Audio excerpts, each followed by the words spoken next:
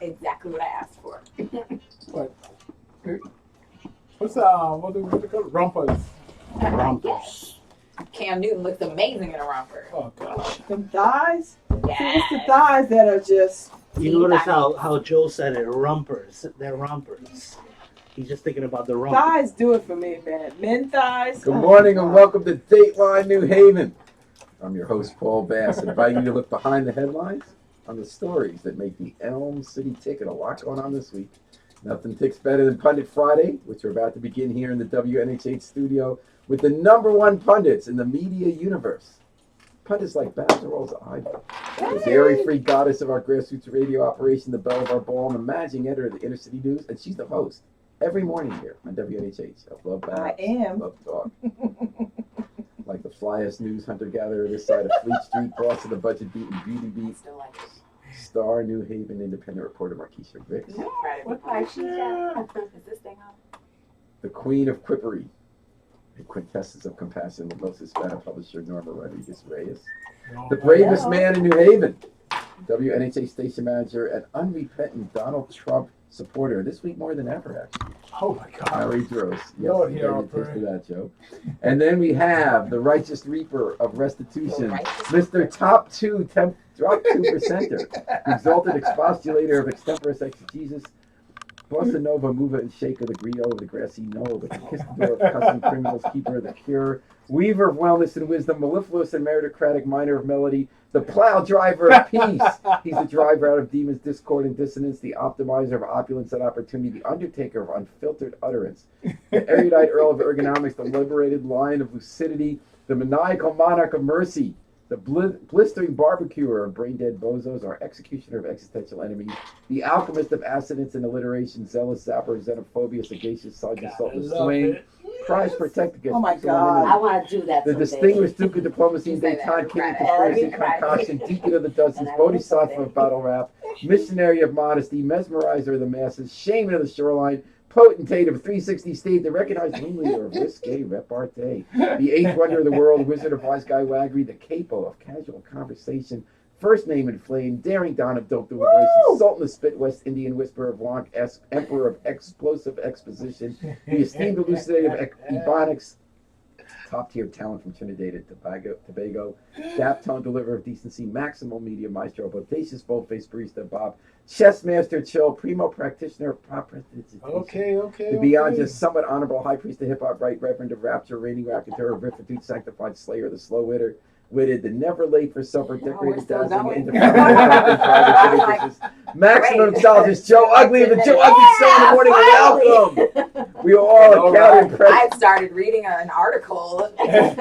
Hey. Welcome everybody. Now he's got a lot of Doing my names. Christmas cards. But was that Joe Ugly we saw coming out of the White House putting his thumbs up yesterday? Oh Lord. Was that Babs Rolls Ivy or Norma? Was that That was a Harry guy Jones? called Joe. Another Joe. What different Joe from That's New Haven? another Joe from New Haven. Joe Lieberman. That was the guy. Yes, In other sir. words, a guy who's Oh. never done a criminal trial, a Uh-huh. guy who's never worked at a law enforcement agency, Mhm. a guy who's just been elected to political office is in running the leading contender That's to right. be the FBI chief.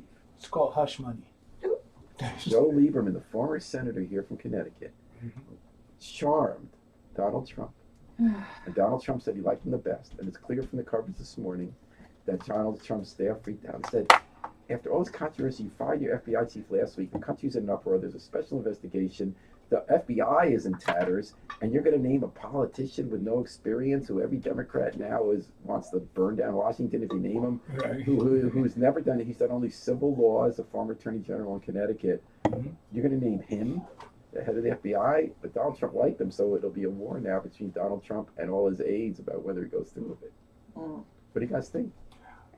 I think he's doing it because he's looking to get McCain on his side for this. Right, John McCain investigation. is best buddy of Joe Lieberman. John That's right. McCain's been a thorn in the side of Donald Trump. John McCain has been excited Mhm. that his buddy Joe Lieberman. who, by But it's the more way- than just John McCain. It's also Lindsey Graham. That's right, they were a trio. Yeah, they You were know, like I'm brilliant. just tired of this administration and their overzealousness in deliberately choosing people who are not qualified to do any. Well, let's see what Harry Jones these thinks. Because Harry roles. Jones used to say that you should appoint qualified people to positions, but he loves Joe Lieberman, he loves Donald Trump. What do you think? That's another story. I really like Joe Lieberman. He's a Democrat, right? No. He used to be a Democrat, Yeah, and then three they Democrats. booted him pretty much. So he ran as an independent to win his last term as Pretty senator. much, they did beat Karl him. They Rove booted him out. and George W. Bush thought it was so important Connecticut to booted him. re-elect Joe Lieberman that they supported him over the Republican candidates and independent get reelected. So to say he's a Democrat is changing history. True. He is a Democrat, and Connecticut booted him out, but not the Democrats. He actually caucused with the Democrats and on the Senate side. Because So that he can negotiate to preserve a Senate chairmanship That's right. after the Democrats were still in charge of that body. That's all. It was a numbers game, baby. It was a numbers game, Yeah. and he put him over the top. Yeah, So but that means if he he wasn't- caucused with the Democrats, he's a Democrat, just like No. Bernie Sanders. But wait a second, No. he also undercut everything Democrats tried to do. He's Correct. the reason they didn't get Medicare down to 55 years old. He worked with Republicans on that. He's the reason he used to unite with Jesse Helms on positions like anti-gay legislation, no money for suicidal teens. He's embraced by all the Republicans, and since he got out of office, who was he up at the Capitol with this session? Betsy DeVos. DeVos trying to get him. All his alliances now, all his positions are completely Republican. And I'm surprised that people So to don't be a use the word Democrat is to be a sellout. stormtrooper, just marching. I don't understand in why one they don't direction. ever use the word sellout for him. Like, why don't they ever use that word? That's a good point. You know, but Lieberman, well, okay. Listen, if I The could- way I But anyway, Harry Stills has said, forget about liking Joe. I like Joe personally. Joe's a nice Personally. guy. I hate everything he Why did does in that have to do politics for the with last 20 years. But Harry, actually, I never voted for Joe, even when he was a Democrat. No? I always thought he was a phony. But anyway, Oh. I like him a lot personally, but I thought he always went to where the money was and the power Yeah. and sucked up to it. As soon as he got to Washington, he went right wing left Buckley and the anti-cancer and all this stuff. But Harry, do you think he's qualified to run the FBI when he's never had any No, I don't experience in this field at all? Okay, I can't qualify Joe, but not Which even Joe? Joe Ugly. Wait a second. Joe's qualified. But you know, Not to run the I FBI. guess you know it's a political Maybe. appointment, and we know Comey, who Were was you military overqualified, police? didn't do a good job either. But wait a What? second. Whether Wow. James Comey did a good job, are you making the point that therefore someone who's a career officer in the FBI shouldn't be picked because someone who was no good? It is not a political appointment, Harry. I would take issue with that. They've never named anyone to run the FBI with the lack of experience that Joe Lieberman has. Do you think that's a good idea? I like it. Because So when you I'm not need to gonna have give some a surgery, because, you should but call me. Comey, You like me Comey well did a enough. Comey did a horrible job, and he was so and therefore, That's someone a has great a, wait. I want to get this because I love the Trump apologists this week. The new arguments they've come up for stuff just dazzle me. Yeah. So if James Comey does a bad job as the FBI director, therefore we should pick someone who has no experience and is just a politician to run the nation's law enforcement That's apparatus. wasn't how we elected our president. I don't know if he has no experience. He was on the Intelligence Committee. He was on the Senate. He was very involved with the intelligence community when he was a senator. So And let's he not was say elected he's not Vice completely President of the United unqualified. States. But the thing about it is, Joe Lieberman do not have the executive experience to run the He didn't FBI. run the Attorney General's office here, which is a big law But firm. that's not the same as running the FBI. And you We're have talking usually in the about- attorney general's office, it's the other folks in the office that Right. bring the cases, right? Right, running the Well, you got FBI. managers. Just like running the The FBI has Bureau legal of- investigations. The running FBI director FBI doesn't is investigate really- anything. Actually, I think they should go within, to be quite honest. I think they should look They at should keep someone. the guy that's Yeah. acting right now. The acting, you know. That'll be interesting because Trump claimed he was considering that guy, but he testified against Trump and said his version That's of right. events weren't true. What do you think, Norma? You followed Joe Lieberman a long time. Would he make a good FBI director? To me, he was elected Vice President of the United States. He's from Connecticut. And You talking about the 2000 election? Yes. yeah, when he Without was going- really elected, if Yeah, it you had guys not been keep- for the electoral vote, Mhm. he would have been the Vice President of the United States. So if this country elected him to be Vice President of the United States, you know, sometimes when we use the word he's a politician, I mean, I really believe there's a lot of good politicians out there Correct. that really function from their heart Correct. and from their brains to What about the to fact make that he's been doing policies. work for Donald Trump's law firm since he's been out? And the issue this week is whether Donald Trump did or didn't involve himself in I didn't obstructing know this. investigation. Oh, for his yeah. administration. Yeah, Oh, Joe, you got to yeah. read the New Haven Independent. We had a story earlier this week about how Joe Lieberman has been a senior counsel at the law firm that's been doing all Trump's law firms, including trying to shut up the New York And not Times. yesterday, like for a good while. So anyway, what given that part of the controversy this week is that there's a perception, right or wrong, that Donald Trump interfered with the investigation, that he, right or wrong, that's why he fired Comey. You can argue that both ways. Why would you bring in somebody who was from his personal law firm to then run the FBI? No, you're absolutely right. You know, now this is something that I was not. Look, they had so much breaking news this week. I can keep up on just- all of it. yeah. Well, you know, I talked to lawyers here about whether that should disqualify Never Joe. divided It should. though. So David Rosen said, slam dunk. He teaches at Yale and this kind of stuff. He said, you cannot be from the law Objective. firm that represents the president and come in to run the agency investigating the president's administration at a time when questions Sure have been you raised. Right. Other people say, Norm Pattis, who's an attorney who voted for Trump, he said he thinks there are a lot of reasons you can't pick Joe, one of which is he's 75, it's a 10-year term, he has zero experience in criminal law, how can you then run the FBI?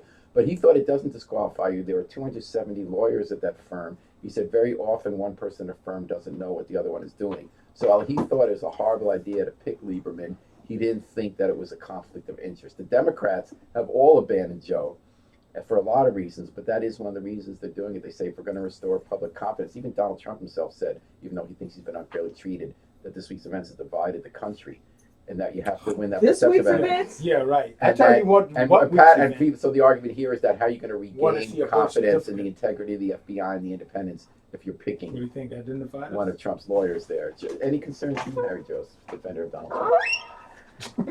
No concerns at all. What you guys are saying is that Donald should pick somebody who hates him, and then you guys would feel better. Come on. No, what we are saying No, you're is not. that No, you're not. That's what no, you're no, saying. no. You no, want no, want please don't Rachel put- Maddow. No, Maddow. don't- Rachel Maddow won our poll. We said who should be picked for FBI director, and There in you go. fact, she got the most votes over Glenn Beck. Who? Wow. Rachel Mad. I was having Maddow. trouble Okay, saying that's Maddow not- instead of Maddow. Mad Cow. We don't do that. That's not nice. It's not nice. Calling a person a You hear cow that? because you don't You're, agree you're with them. talking about you have Joe Ugly on your panel. But wait, Joe, who makes fun of everybody from Everybody 6 to 9 a.m. in the morning. Hey. Well, wait a second. You're Doesn't talking about the way make someone money. looks. To call someone a cow because you don't agree with I their didn't say opinions he's is low. There you go. You guys always, this is a natural thing for Democrats. Harry, You change take the everything subject out of because you know you context. I can't didn't call her a cow. Said I mad said cow. mad cow. You know what mad cow disease is? See? When you guys always go down the wrong path. Harry, answer the question. Mad cow disease. Anyway, so So Rachel you Mad gonna Cow. let me answer this? You gonna What? let me answer your question? No, I didn't this ask- is not I the didn't two ask bald the guys question. with You beards did ask arguing. I didn't ask You the question, did. but let me tell you about the Rachel question Mad that Cow. you did ask No, was tell us if about they should- why you're perfectly fine with Joe Lieberman. Oh, I'm Stay fine with there. Joe Lieberman. I think he's a And the great question guy. you asked was, are we going to allow, should Trump choose someone that's going to go against him to run the FBI? That was your question that I'm you asked. giving Joe the space to Wasn't that finish his his question? thought. Go ahead, Joe. That was your question. Go ahead. And We you wanna said know That's how why that, we cut you and off. you said that's what I wanted. But here's what I would say. I think I'm skipping my race to be there. All right. Here's what I'm going to say. Here's what I You're would say listening to about WNHH radio. Broadcast I'm at out. Kill 103.5 this FM. noise. I'm tired You're of home for listening to community this. radio and broadcast at You gotta get to your point, That Joe. hard. Move on. Joe, you got one last chance here. What were you going to say? I don't even think I got a chance. All right, but let me ask you about something else. This week, another big news. One of Joe Lieberman's friends, actually, Rabbi We're Daniel still on Greer. Joe Lieberman. Let's go. Okay. Rabbi Daniel Greer in New Haven has been a big force in New Haven for decades. He came here to go to Yale Law School, became a big shot in New York, deputy mayor John Lindsay. He came here, built a whole new community in the Edgewood neighborhood. It was run down, all these beautiful old houses. He started a yeshiva Orthodox school in the old Roger Sherman School. He became a political force in that neighborhood. He also fixed up dozens and dozens of houses and rented them out and started a yeshiva there. But over the years, he was apparently allegedly raping the boys, and one of them finally sued him. And this week, Christopher Peake wrote a bunch of stories up in federal court. A federal jury awarded $20 million, including $5 million in legal fees to Man. his. And it was deep because this is a community in New Haven. I was not, it wasn't my synagogue, but I did used to go and pray there, and I knew the people. It tore apart this community that developed there. And he's very politically influential, Daniel Greer, and the New Haven police never really, even when these allegations came out, never did much of an investigation. They said statute of limitations up, even though it's still a school with kids there. But it tore apart this community that loved having this walkable Jewish community there and all these beautiful old homes, even though they had big fences you couldn't see through. And it's sent shockwaves. And it turns out that a second person who came forward was one of the prime movers of that school. His parents founded the school and community with Greer. They worshipped him as a leader. turns out he was allegedly, according to testimony, for many years sexually abusing this guy too, and then made him assistant principal of the school, who was aware of the other abuse and never reported it. So it went pretty deep. Any thoughts about the verdict? Where's the verdict? Where's the? Wow. Woo! Where's the school? The situation now with the school? Is it still in Well, existence? everyone pulled out of the school, and he found some kids, or I guess troubled kids from another state, and they're now out there. The school's in existence. From another state? Well, they always came. Some of his They buildings he stay- put, and apparently a lot of abuse took place in these buildings. He has all these not-for-profits he set up that renovate the buildings and run them and rent them out, and the kids dorm in those buildings.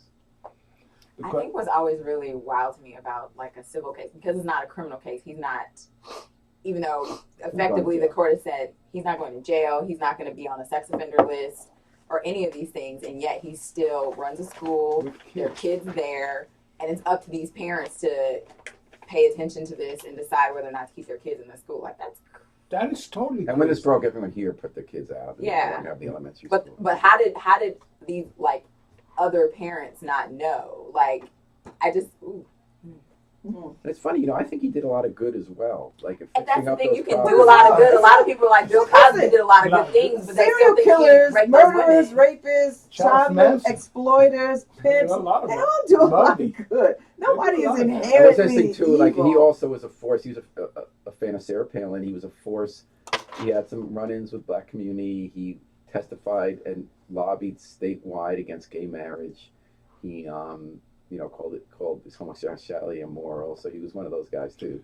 One of those self-haters. I mean, a lot of people. I mean, Oh gosh, I don't never know where to go with these stories. It's like it just hits you. I felt so bad for my these are community. I actually kids. loved praying there, even though it went against a lot of my even religious values. Because the synagogue I belonged to is egalitarian women. My kids grew up, daughters, leading services, reading from the Torah. My wife was president of the congregation. At his place, no women. It's all only the men do the stuff. And I knew what their politics were, but yet there was an intensity with the way they prayed, and a concern for their neighborhood that I found kind of inspiring. And his kids and the kids have all left town. I mean, he doesn't speak to his kids anymore. They don't speak to him. But they did a lot of care in the community, keeping up cemeteries, organizing to keep their neighborhood clean for everybody, and keeping crime out.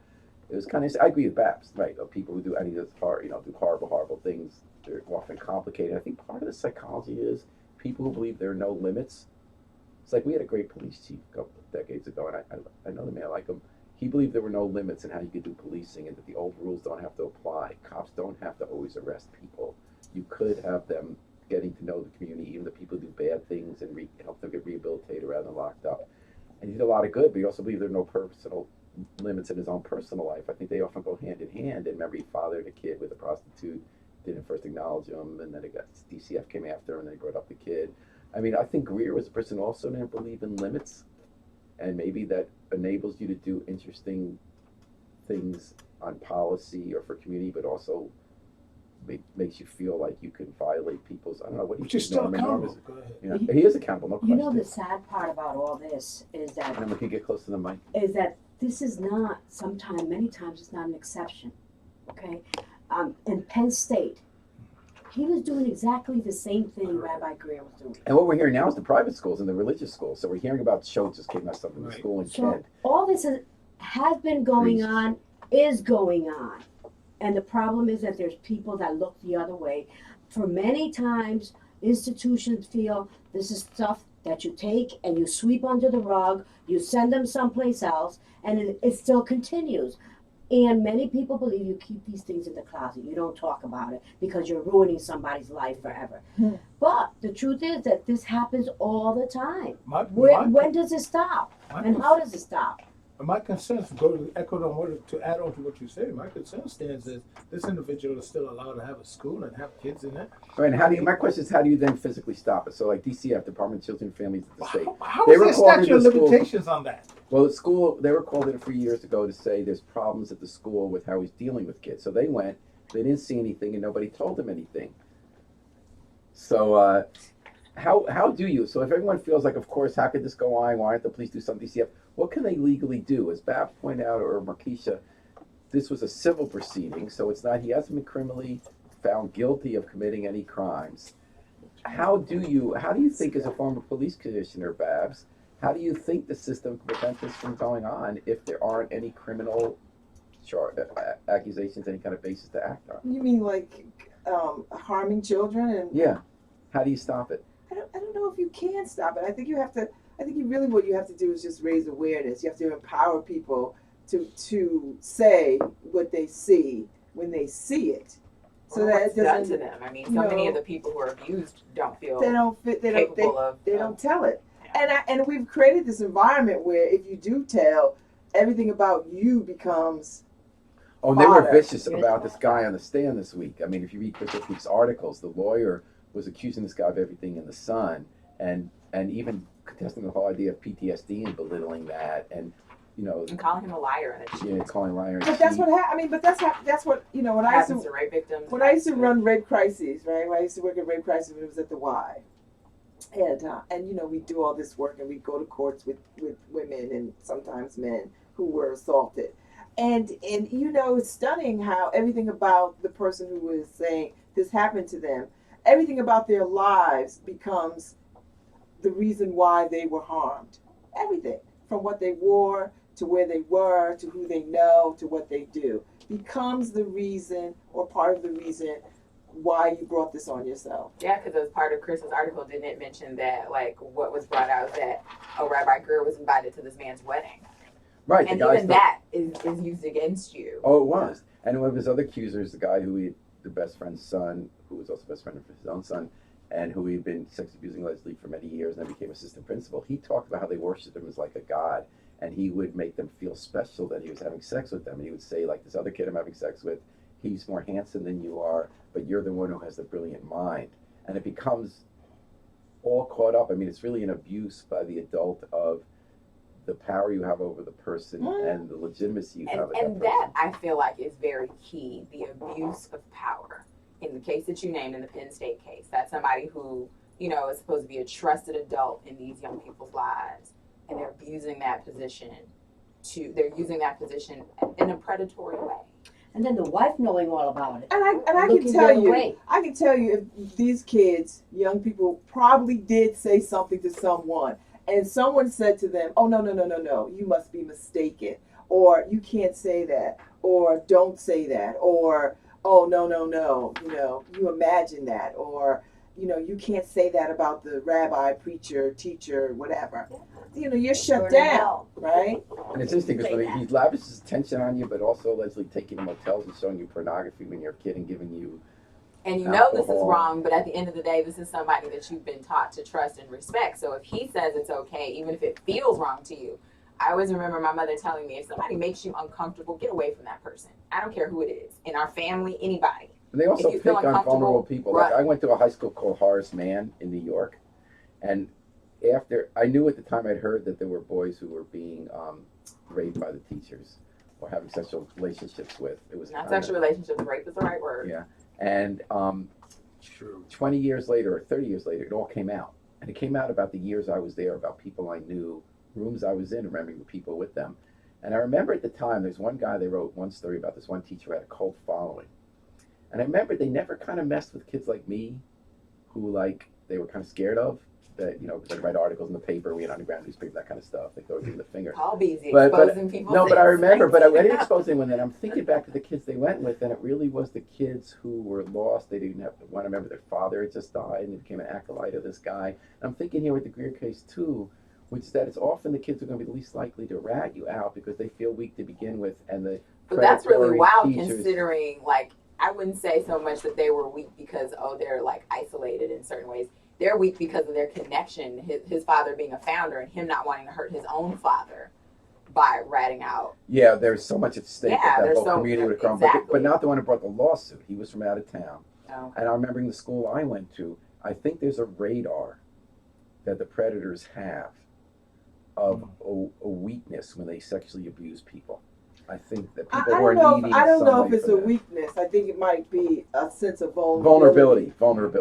Because I see it all the time. Well, I used to see it. I don't do this work anymore, but I used to see it all the time with the folks who would get raped, and things would happen, and I think predatory people know how to pick out single out. Single out. And we're in a little bit people. dangerous territory talking with all rape because there are cases of stranger rape, Yes. there's relationships, marriages. I'm thinking specifically in a school setting with impressionable young people who need an authority figure. So I'm thinking of this one guy whose father had died and he became a, quote, Bermanite with his teacher Berman who had the cult. And I even used to write things about this crazy cult. Why is anyone looking up this guy? But he then started becoming an acolyte of this guy. And then I'm reading in the New Yorker decades later about how this teacher who made himself out to be the Shakespearean scholar was making them take off their clothes and have anal sex with them and stuff. It was kind of crass. But I remember that I think it was, so again, I'm thinking of one subset of the kind of predatory behavior that maybe it is identifying that vulnerability when there's a lack of an authority figure of a young person.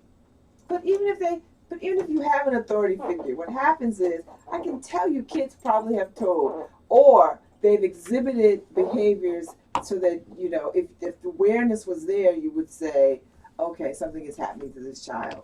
Why is this child wetting the bed? Why is this child refusing to want to go do the things that they like to do? Why is this child isolated? Why is this child, have changed friends completely? Why is this child dressing in black clothes all the time? Or whatever it is, whatever the change is, the awareness has to be, adults have to notice when things happen to kids and their behavior shifts so that somebody could go to that kid and say, what is happening? What has happened? Talk to me. Share with me. What's going on? I'm here for you. And how do adults know? So a lot of us who had been in the building where Rabbi Greer operated, and I was in there more times than I can remember, we're all scratching our heads. I was speaking to one of them this morning. When you look back at events afterwards and say, gee, we should have known. So there's a blogger named Larry Noodles who used to blog in The Independent when he was in prison, and he used to be part of that community. And he feels like he should have done something because his kid there for a year. His kid went there for a year and heard that there was like some guy who was like biting the ear of one of the kids who was put in solitary. He says he kind of feels like he should have rescued them. And he attacked me saying, because I wrote exposés about the real estate dealings of that organization in the 90s when I was at the New Haven Advocate and now defunct Alt Weekly. And I said it was kind of like a cult. So he said, well, why didn't you go further and find out there was sex abuse? Or even more recently, I remember there's someone who's still loyal to Rabbi Greer. We were at prayers there, and I saw a teenage boy freak out one day when Rabbi Greer was correcting him sternly about how he pronounced Hebrew at this prayer session. This was like 2 years ago or something. And he started having this fit and striking out at the rabbi. And in the car, we were trying to figure out what happened. So when you look back at that and said, but it's tricky with, and we're saying something weird happened in that room. But Bab said, it's so important for when adults see something wrong to step in to protect them. But it is kind of hard to know at the time to make the leap from therefore there's something not kosher, therefore it's sexual. I think when a lot of people in New Haven look back at their interaction with Greer's organization, they might feel guilt. They might have said, why didn't someone blow the whistle on this sooner? Because he was such a martinet. He was such a authoritative figure who would have rage if people questioned him. But it's kind of hard at the time to connect dots and say there's something sexual going on. No, it's not. That's just people trying to ease their conscience about their inability to ask the question. We're not asking people to run in there with capes on. We're asking people to sort of ask the question. What is something happening to you? And noticing and paying attention to. So should I have said to that boy, should I have met him on another occasion and said, are you getting raped? No, what she just said. No, I'm not being sarcastic at all. It doesn't I'm really have to be wrestling rape. with It this could have been question. any kind of abuse. And I think Babs has a great point. You could just ask I even like your approach. Is anything happening to you? Those are very interesting words. Those are great choice of words. That could go anywhere. Yeah, it's actually saying you're not accusing if you're not making a kid feel uncomfortable if they may feel like if they don't want to talk about rape or abuse in that level, but you say anything happening to you.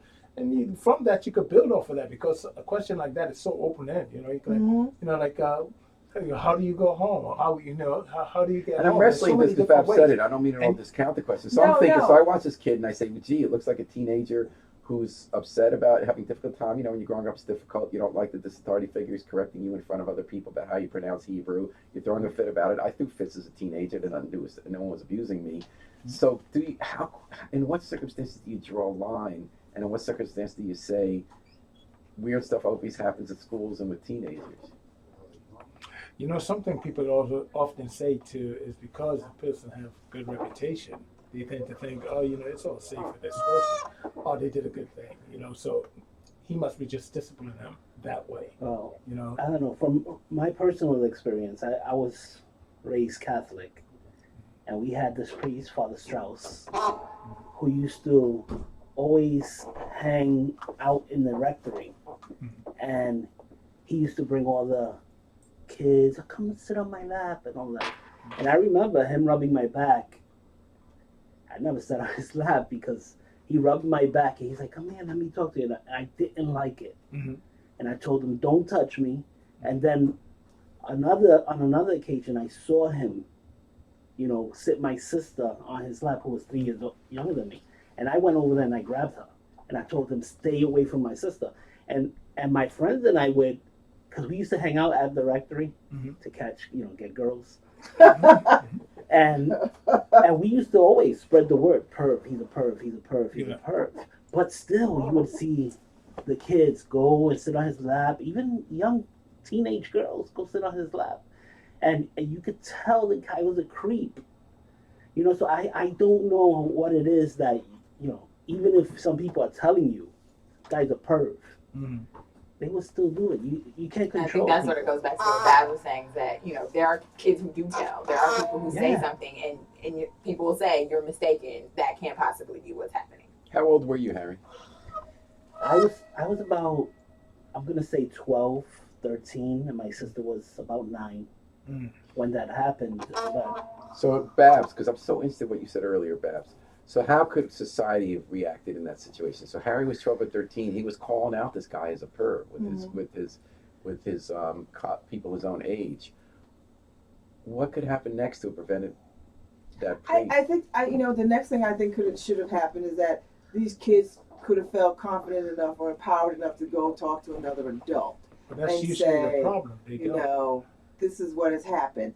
Or, like in my church now, we have a safe church policy that no child can be in the company of an adult by themselves. But look at this, Babs. Look, for example, Penn State, as you raised, Norma. These were young adults. Yeah. And they still felt uncomfortable going and telling someone else because now their careers were put on the line. Because there's so much pressure on you to succeed and not let people down, that I think that is the defining factor for allowing that kind of abuse to happen. And nobody wants to be singled out, right? Nobody wants to be the one to sort of make the house of cards come down, right? So you just sort of be quiet, because there were adults in that organization that knew what was happening and just was like, look the other way. Or whatever happened with that priest? That's a position of authority even after they've been abused. So then what? Yeah. That's just like strategically and wickedly predatory smart. That priest stood there. He died there. But there was this Sister Mary Lawrence. I remember her because she was the type that would come in and you could say anything to her, and we did. Talk about our concerns with him. Always, he was touchy-feely, always grabbing. And my wife, to this day, remembers him because she remembers him grabbing her. And she just used to tell us stay away from him. But she never did anything about it. But she was like the sweetest person in the world. But I think about it now, she let the kids down. Now, I don't know if he ever molested. I can't say he molested anyone. But he was a creep. He was touchy-feely. He shouldn't. And people do let kids down. I mean, adults let kids down every day. So what do we do with kids needing hugs and touching? It's kind of tricky. So do you remember Hill Cooperative Youth Services in Troy Square, the youth center? Remember that, Norma? There's a guy, Bummy Moore, there for decades. No one's ever suggested Bummy ever did anything wrong. And the thing that struck me when I was there, this was years back, was how every kid wanted to come up to either get a hug or a high five from Bummy. I felt like every kid just wanted to touch Bummy. He didn't go out and touch them. But they all wanted to have some contact of recognition of hi to Bummy. And it was great. And you do have adults who end up having this responsibility when you're with kids, especially their turning points in their lives, when you do talk to them alone and give them great advice. I've had great mentors. So how do we balance the need for contact between adults and kids and this horrible problem about unchecked predation? I mean, you have a sense of, the people who are predatory and who are going to harm children, they have a whole different kind of agenda. And usually those are the people that get whispered about, and people know that. We know who the 12-year-old predators Harry are. and his friends knew. You know, right? And so the word is out. Don't. But then at the same time, there are people who can be in the presence of children and uplift them and be about raising them and being good to them, right? So there's a And real kids difference. need hugs. Well, yeah. I don't know, Nora Rodriguez Reyes, when you grew up in a religious community in the Hill, how comfortable were people to raise questions about authority figures in a religious community, in your opinion? No. You getting the When we mic, were growing Nora? up, you know, those kind of things you never Okay, you talked gotta about. lean all the way in. You kept in the closet and you just looked the other way. And it wasn't until this whole campaign that that you got to tell that the younger generation started. But I came from a background where there was a lot of incest. Because now we're not talking about strangers. Right. We're talking about fathers and uncles and that kind of stuff. And the sick part about it is that it's still happening today. Yeah, And most of the especially with the statistics new, say that it's somebody you know. it definitely is. And then also, the whole thing that we were taught: don't let anyone know that you're damaged goods. Oh. That was the part that you grew up with. Those are things you keep in the closet. You don't tell anyone about because nobody wants to buy damaged goods. Oh man. Wow. That's Whoa. And you are listening to Pundit Friday on Dateline New Haven, on WNHH, New Haven's home for community radio, 103.5 FM, live streamed at newhavenindependent.org. This is not our usual jolly, high energy, make light of everything day on Pundit Friday. But it was a week in which some budget reality hit New Haven. So until this week, we were moving along to approve a new city budget of $545 million general operating budget. And it had an assumption in it that we were going to get $31 million in added municipal aid from the state this year. And that was a promise that came from the governor and top legislators, so it was a reasonable assumption. But then the bottom fell out of the state budget. We now have a $5 billion projected deficit for 2 years. We're getting cut money that we already had approved for us this year. We have a spending freeze that Mayor Hart declared this week for the last 6 weeks of this fiscal year because the state just pulled out $1.9 million that we were getting, as well as $1.3 million extra for the Board of Ed. So Markeisha, you went to a meeting this week at which the Board of Alders Finance Committee did the second to last act of this long process of approving a budget. They voted one, but they cut $13 million out, and they said they're probably going to cut more at the end. What was the mood like, and what is this going to mean for how the city operates? So the $13 million cut actually is the mayor's revised budget. So I don't want to say that the alders cut it out, the mayor cut it out. And they accepted those cuts, and they kind of expressed that they were happy that they felt like they were getting a more realistic picture, because they were a little low key upset with her budget projections relying on that added $31 million when even though the words that were coming out of people's mouths like, oh, we'll be able to get there, the reality was every day it looked like the state was hemorrhaging. And the governor himself put out a new proposed budget that cut $13 million Exactly. So, but Alders still think that there's going to have to be more cuts the way this thing should now. Two things struck me about your article this week and people's conversations. So even though they're cutting aid, they're going to cut aid to all these cities, they're actually going to increase it $50 million to Hartford. And the reason is that Hartford might be declaring bankruptcy. And as one former mayor said to me, well, gee, they'll give them all that money this year, but that doesn't stop them from meeting it the next year. Next year, right. But New Haven sort of gets penalized in one sense because our fiscal house has sort of been in order. We haven't had a deficit for years, while Bridgeport had $30 million deficit. Hartford's looking at bankruptcy. So one thing that struck me is that even though these are very tough fiscal times, we're in fact not in crisis. And the second thing that struck me about that is that when you looked at these $13 million in cuts, that I went over them with someone who's a real critic of the Harper administration. And he said these were actually good cuts. They weren't cheap. Like, yes, there's some refinancing of debt, but it's not for the most part to put off paying it later. It's actually the interest rates got cheaper. Or they found a way to pay contracts up front with some short-term borrowed money where you pay less for the interest on that short-term borrowing than you actually save from paying it all in one piece. They're finding ways to cut around the corner that actually don't cut the bone because we're in better fiscal shape. Now, it's still going to hurt, there's no question. At some point, they're going to have to do layoffs because I don't think they're going to raise taxes. But it kind of gave me this moment to stop and say, maybe we've done some things right in New Haven. New Haven might be kind of, given all the challenges facing cities and states right now, given the limits under which we operate in terms of how we can raise money in the city, given our state relies on the property tax system and in state and neighborhood legislation required to have new revenues. I kind of thought it wasn't such a bad new week. Any thoughts on that? Well, Bass was talking this morning with some of Connecticut Conference municipalities of this actual crisis at the legislature. This brought back on the table ideas that were going to be killed this year, like having tolls at our interstate highways and legalizing marijuana to bring in some revenue. Well, the toll squad. I don't get it why people have a problem with that.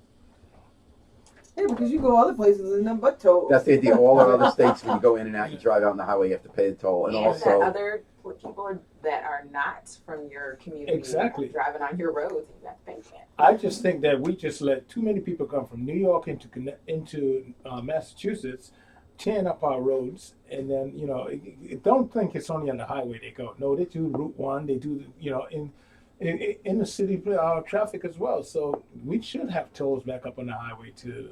there's this thing about marijuana. So Daniel Malloy in the past, the governor, has been against legalizing marijuana. He still doesn't like it, but he says recreational use. But he said, look, they just did it in Massachusetts. Our surrounding states are doing it. We might as well do it and get the revenue probably. He's not going to oppose that. But it's not going to happen. Well, here, what I'm thinking about is U.S. It's Jeff Sessions. It's Attorney General Jeff Sessions. So Yeah. all these states have legalized marijuana or loosened rules about at least medical marijuana. The Obama administration allowed that to happen by looking the other way at federal law that would contradict it. Jeff Sessions has been very clear, and he's followed through on other things he's clear, and he just hasn't gotten this yet because this isn't as important as his hatred of racial minorities and immigrants, so he can take care of that first with his policies. And it's But he's clear, in 4 prisons. He has made it, yeah, but he's made it clear that he does not approve of marijuana legalization, and the federal government has tools to block it. I'm wondering if Connecticut's in danger if they legalize marijuana to then running into a chainsaw from the Is U.S. there no Justice states' Department. right argument? Well, they give up all. Jeff, Not gonna, like, borrow from the South. He likes the Confederate South. Klansmen States' like rights. Jeff Sessions put state rights as their argument whenever it becomes civil rights legislation. Right. But the second they have power, they enforce their own social ideas Need and some prejudices unprecedented over state impeachment. states' rights. Like Yeah. group Group impeachment. impeachment. You need group impeachment. I think the states' rights argument It's wrong now. it's a good argument on each side until you start passing the laws that say the states have the rights. You know, we all get lost in party issues, but there is still state. I don't get state lost rights, in party issues. You know, I think what Harry's saying is that we all on the left embraced federal legislation to overturn states' rights to enforce civil rights legislation because we felt that the Constitution protected it, which is true.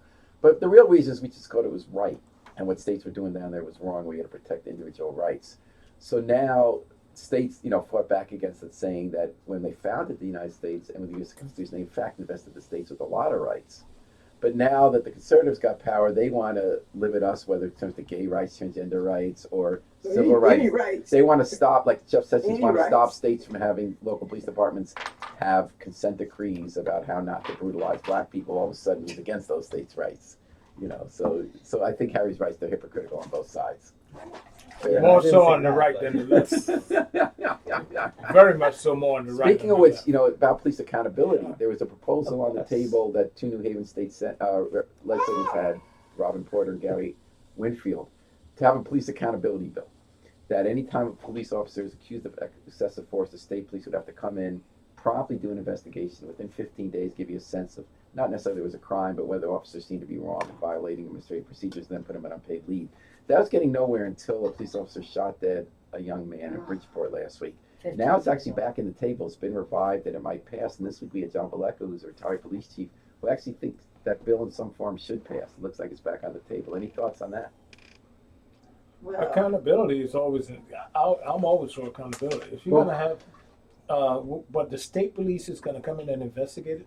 Well, that's what they're doing now. Yeah, We always bring in the state police with pretty They're- brutal force, given what they did in New Haven. Right. So the state That police. was And the my protest worry, in 'cause February. didn't they basically exonerate their own guys? Unbelievable. And even the police dog Or that they attacked said- police officers. Yeah, they're like, yeah, Yeah. But everything was fine. All the procedures were followed. I've been doing. So do you think that Gary and Robin are wrong to ask the state police to do it? Instead, there should be some other kind of outside agency, I think it should independent be an agency to do outside it? independent agency of sort.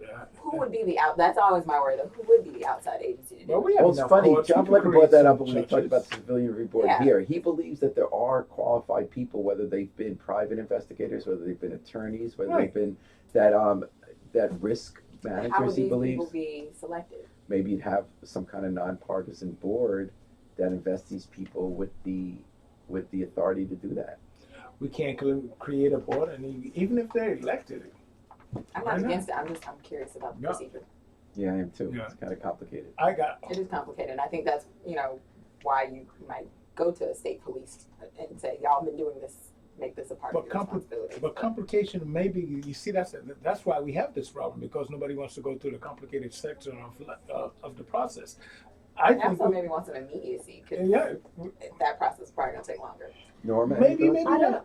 I don't. I come from the school of thought that there should be, the police officers should be trained to be able to stop someone without having to kill them. well, I That's especially you're That's talking a about a good school of 15-year-old That's a kid. good Well, school of thought. no, they are trained to do that, just not in our community. I think Norma's right on the button. A lot of what John Flecker talked about is they're trained to continue these chases. He said a lot of cops often wait for the supervisor to tell them, stop this chase. Now, what happened in Bridgeport, it's often with people who are the victims were actually up to no good. But the question is, because the same officer in Bridgeport who shot this guy dead, now it turns out there's a federal suit where he had another chase over less than half of an ounce of marijuana, where he hurt somebody. And the This is question what that Fleck was Justice making is wants to it puts the cops in greater danger to do all these chases like the Malik Jones case, where why were they doing this high-speed chase across town, boxing in a car and a For lot, some small running out, thing. nothing, a go-to-hell look. When he shot him, he broke the window and said, now I thought he was dangerous because he gave me a go-to-hell look and I shot him dead. And that was considered okay because they considered the police department officer, once he got in that position, had a reasonable thought that his life might be in danger. In all What the these heck cases, is a go to hell look? yeah, I mean, that's ridiculous. But anyway, I think Norma's right on That point. one Is there. that That a one lot right of this is training. The one you give me all the That one time, right Joe. there. That's not a go The to one hell that look. you look at me all the time when you go to hell. But that's not a go to hell look. I think you're misreading this. You That might was know a what what the the hell you look. are. Make sure he don't have a gun in the bag. That's not a go to hell look. That's All you a, gotta do is let that, but I that, like No, the that bill. finger spinner I like the bill. fly It's just in a your eye. time limit. Of here's what 15 good days, this is. Here's what kind of look this is. What kind of a look is a go to hell look? That's what look that What the is. hell look. As long as Harry's not Yeah, armed, so I what think You you're gotta be able to okay. distinguish. Well, but I think this is about What the training, hell and I is feel that? like So what- when we have these big arguments about these incidents, because often the victims of police misconduct weren't choir boys, that changes the subject, or because once the police put themselves in a bad situation, there was a reason for them to be nervous for their safety, or because often it's true that you can't bring a criminal charge, we lose the ability to discuss what are the roots of that encounter. How could a police officers and the people they shot have been safer to begin with if they were trained differently? And 20 years after Malik Jones, we still have not gotten to the point, in my opinion, where we can look at how we're chasing without the discussion running off the rails, without talking about how to train police officers to defuse, despite the rhetoric I we're don't hearing even know even if it's. now. I don't even know if it's trained or defused because I think they're trained. I think people have inherent biases against black skin, Against and Lat- when they and see Latinos. black But you're skin right. and brown skin, Yeah, they just automatically feel superior. And let me show them who is. So in dealing charge. with that, and dealing with the root issues of bias, can't we also train people not as law enforcement, No. not to jump to conclusions No. and make a situation more dangerous? No, because this is something that they've been riding with for years. This is something they've been picked up and But been rolling with that when mentality. Paul says jump to conclusion, right? Mhm. So the guy stole the car. Yeah, What's the he conclusion? still don't lose right to live. No. Then he You telling me He that people? starts a chase. So you telling me people in the suburbs don't steal Wait, he steal didn't start cars? his chase. well, of course he didn't start his he's, chase. he Wait takes a minute. off. He You doesn't tell, pull over. but you telling me people He's in the the one starting suburbs the all chase. pull over? What? You telling me people who live in the suburbs they all pull over when they steal cars? When You they telling? steal cars? Oh, they don't steal cars in If the they suburbs? if they steal Well, how cars, come we then don't they hear have to about pull these kind over. of shootings? You think they just let him What? go? But how come we don't hear about these And actually, shootings? most of them say that you They're can signal shooting. down the road with the license plate number. Right? Looks like this is where we should start the show. Sorry I brought the energy level down about sexual abuse today, but No, it's an all right. important, it's an Important important topic. subject Very to talk important about. Very important. This wasn't our usual happy giddy. No, this is, and that's a It's good all- thing about this program. That's what I like coming over here. It's not always the same. You know, we're not gonna always be. Listen, we can't How about all that? sing and dance all the time. Yeah, somebody got to sit down. I You're sure would lucky love to though. You're lucky that I never sing and dance on the air. And you realize Paul didn't even have to do one of his, and that's because you're listening to. That's because I did it. Oh, Yeah. but you have been listening to Pundit Friday on WNHH Radio, your home for community radio. Thanks for joining us today. Thanks to the best pundits in the media universe. Babs Rolls Ivy. Start early next week with Joe Ugly and Babs Rolls Ivy, 6 to 10 a.m. every day. Marquisha Ricks, Joe Ugly, Norma Rodriguez Reyes, Harry Joe's the bravest man in New Haven.